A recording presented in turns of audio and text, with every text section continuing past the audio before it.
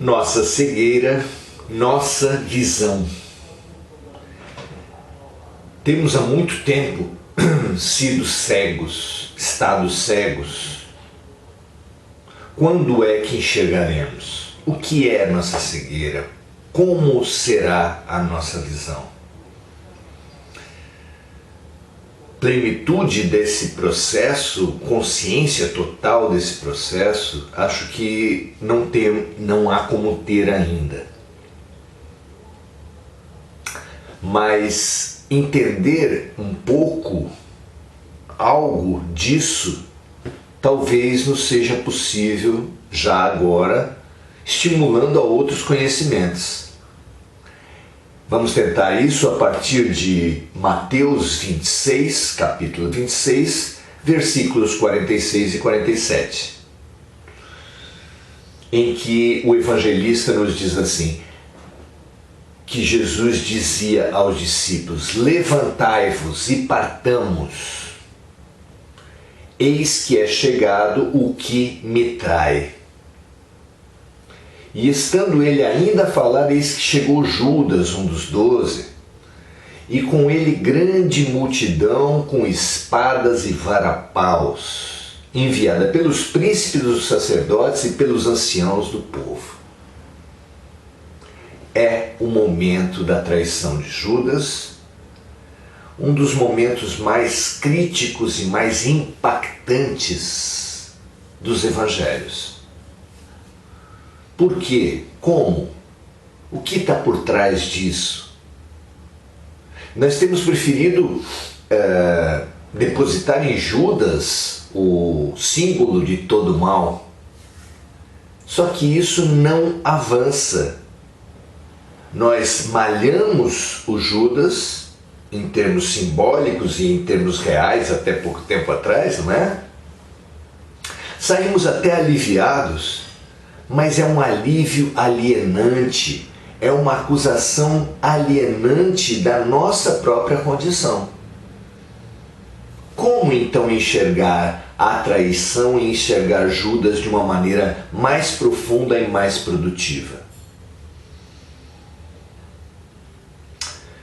Na verdade, há diversas formas do ser se alienar da vida, não é?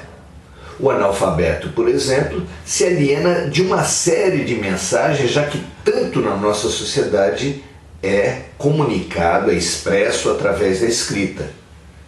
Mas há outras linguagens, outros conteúdos e outros analfabetismos, não é? Há pessoas que são analfabetas na compreensão de obras de arte. Há outros que são completamente estranhos às linguagens da natureza. Tem pessoas que chegam perto de uma favela e não conseguem entender o que está acontecendo por trás dela. São inúmeros os analfabetismos da criatura, do ser, e é preciso percebê-los cada vez mais, porque perceber o nosso analfabetismo é a condição para a nossa alfabetização. Ou, como diria Sócrates, só sei que nada sei. Ou, como diria Jesus, bem-aventurados os humildes. É conhecendo a nossa ignorância que nós nos habilitamos ao conhecimento. Não é isso? E a nossa maior ignorância, o nosso maior analfabetismo, é não perceber a ação de Deus. E por que o maior?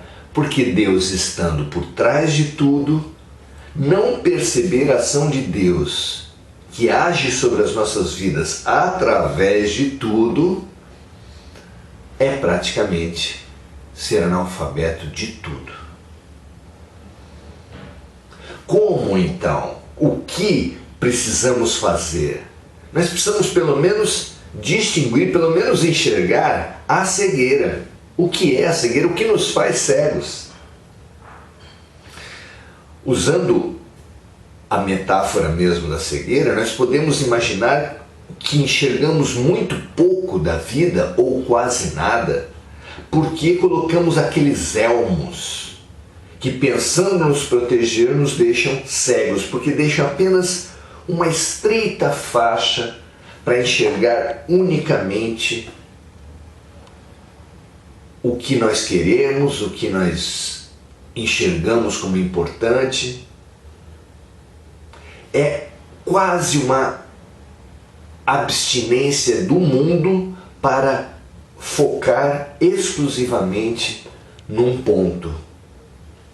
É o medo que nos faz restringir tanto a vida, já que precisamos nos proteger de tudo, só abrimos pequena parcela para enxergar, para trocar, para abrindo uma perspectiva de confiança sobre muito pouco.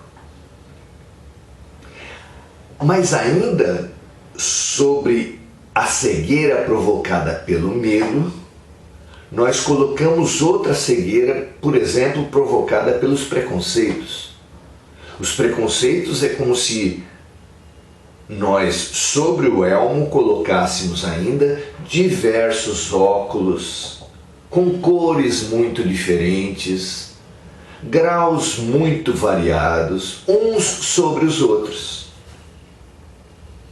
fazendo com que o distorcesse muito aquele pouco que nós já teríamos conseguido enxergar através do elmo. Ou seja, é assim que nós nos tornamos cegos, enxergando quase nada por causa dos nossos medos, por causa dos nossos preconceitos. Por exemplo, entre outras cegueiras, é o ego que nos faz cegos. É o eu, o falso eu, que nos impede de ver o verdadeiro eu, a verdadeira verdade que nos libertará. Precisamos perceber essa cegueira, porque só percebendo a cegueira é que nos transformaremos. Temos vivido apenas para a razão. A maioria de nós já veio de outros mundos de expiação e provas que precisavam fazer a ponte, que faziam a ponte para o mundo de regeneração, mas nós não nos mostramos habilitados para essa transição. Presos apenas na razão, não abrimos o nosso coração, o que era fundamental para fazer a regeneração, para buscar a Deus sobre todas as coisas. Então, incapazes para isso, já viemos para a Terra. Permanecemos durante vários milênios. E agora, na transição, na época em que a própria Terra também faz a passagem da expiação e provas, da razão desconectada com a consciência para uma consciência iluminada pela razão,